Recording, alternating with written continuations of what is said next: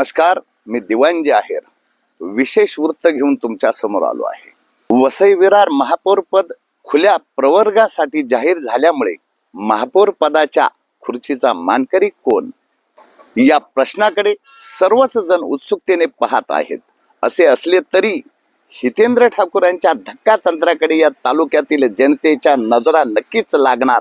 मात्र धक्का तंत्राचे दिवस आहेत का आणि हितेंद्र ठाकूर यांच्या मनात काय चालले यावर आपण बोलूया. हा व्हिडिओ संपूर्ण पहा.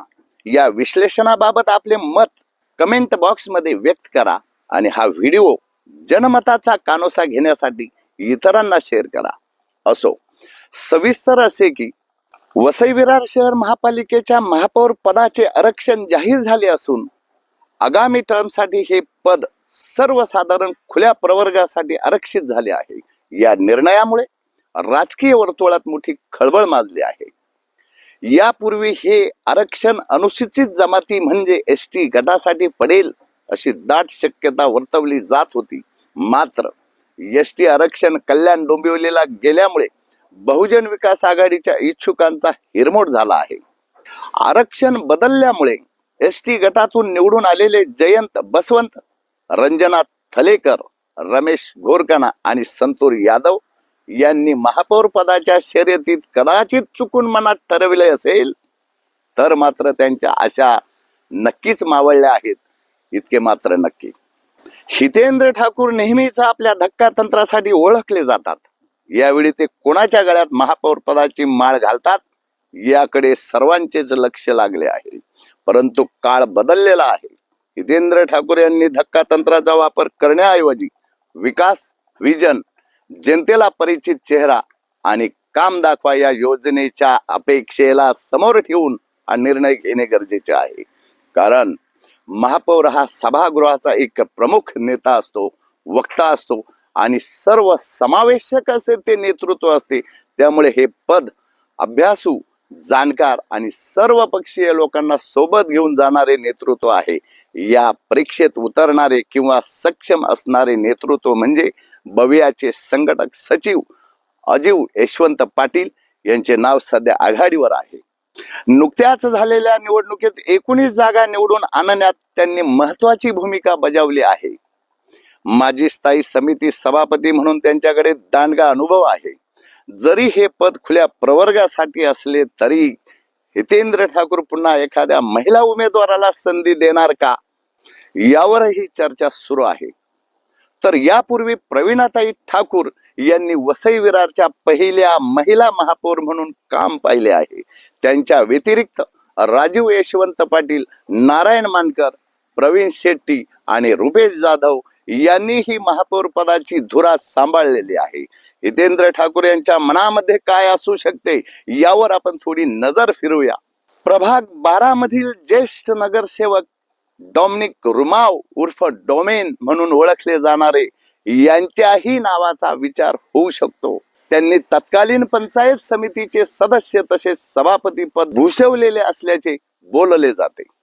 त्यामुळे ख्रिश्चन लॉबी मधून खुल्या प्रवर्गामध्ये त्यांच्या देखील गळ्यात महापौराची माळ पडू शकते.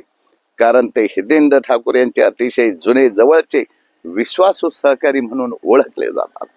तर धक्का तंत्रामध्ये हितेंद्र ठाकूर यांच्या मनामध्ये जमील शेख यांचा मुलगा हबीब शेख पण महापौर होऊ शकतो.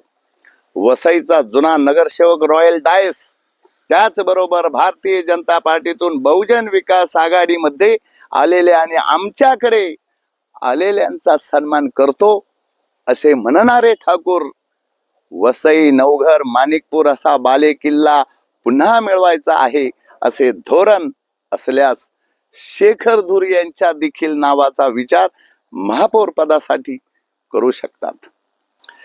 ठाकूर हे धक्का तंत्रामध्ये माहीर असल्यामुळे या धक्का तंत्रात नगरसेवक तसेच पालिकेचे स्थायी समिती सभापती पद भूषवलेले प्रशांत राऊत यांच्या देखील गळ्यात महापौर पदाची माळ पडू शकते. मात्र या ठिकाणी गटातटाच्या राजकारणाचा भाग असू शकतो. कारण प्रशांत राऊत यांना महापौर पद देणे म्हणजे कुणाला तरी शह देण्याचा हा प्रयत्न असू शकतो असा अंदाज वर्तविला जात आहे. त्यामुळे आतापर्यंतची जी सगळी नावे समोर आली आहेत ती सर्व नावे बाद होऊ शकतात. आता या सर्व समीकरणामध्ये हितेंद्र ठाकूर कोणाला न्याय देतात आणि वसई विरार शहर महापालिकेच्या महापौरपदी कोणाची वर्णी लागते याकडे सर्वांचे लक्ष लागले आहे. महानगरपालिका क्षेत्रातील सर्वांगीण अनुभवी असलेले व्यक्तिमत्व, त्याचबरोबर यावेळी महापालिकेमध्ये सक्षम विरोधी पक्षनेता म्हणून पद भूषविणाऱ्या भारतीय जनता पार्टीच्या विरोधी बाकाला सक्षम पेलवणारे नेतृत्व कसे असावे याबाबत तालुक्याचा सर्वे काय सांगतो? अजीव यशवंत पाटील यांना महापौर पद झेपेल का? महापौर पद हे केवळ एक औपचारिक पद नसून शहराच्या दिशादर्शक नेतृत्वाचे केंद्र असते.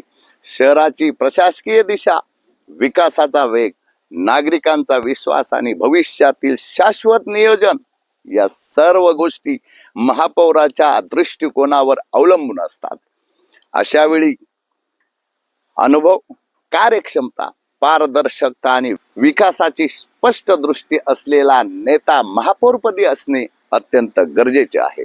त्याचबरोबर राजकीय परिस्थिती पाहिली आणि गट तट बाजूला ठेवून जर विकासाचा दृष्टिकोन ठेवून पाहिले असता या सर्व निकषावर अजीव पाटील हे नाव ठळकपणे पुढे येते.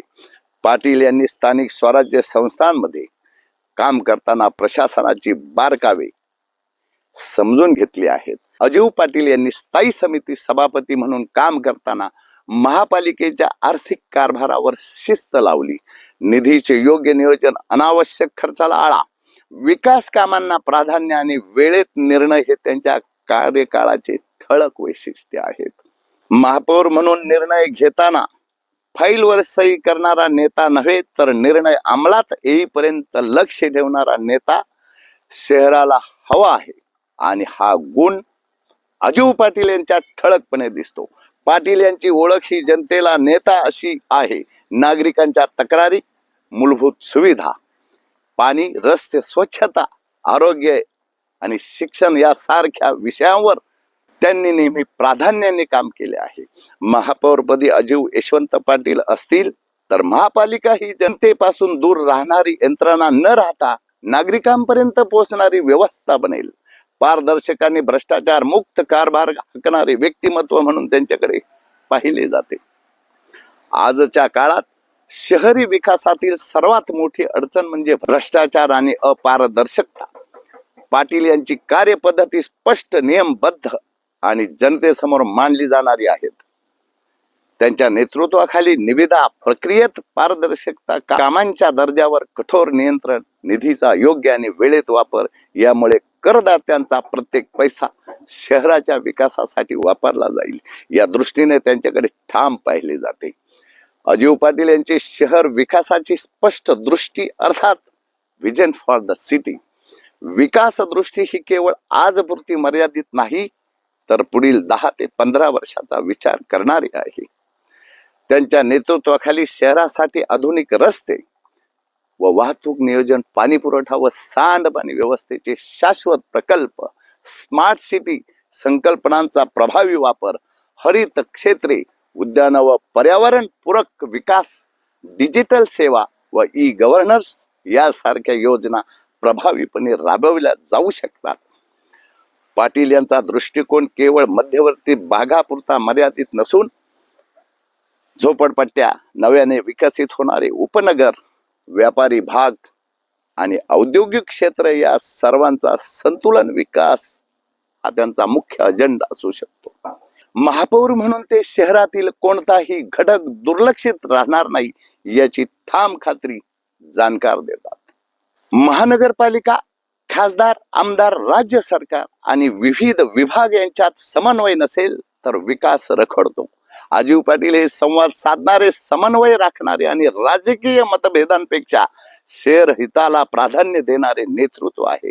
यामुळे निधी मंजुरी, प्रकल्पांना गती आणि प्रशासकीय अडथळे दूर होण्यास मोठी मदत होईल यात काही संशय नाही. जुने जाणकार आणि अभ्यासक सांगतात, मात्र गटातटाचे राजकारण झाले तर चित्र पूर्णपणे वेगळे असेल. तर उपमहापौर हा अल्पसंख्याकांचा असेल. त्यामुळे हितेंद्र ठाकूर यांच्या मनातील यावेळेचा महापौर कोण या प्रश्नाचे उत्तर मिळवण्यासाठी थोडीशी प्रतीक्षा करावी लागेल. आज मात्र इतकेच. धन्यवाद. जय हिंद.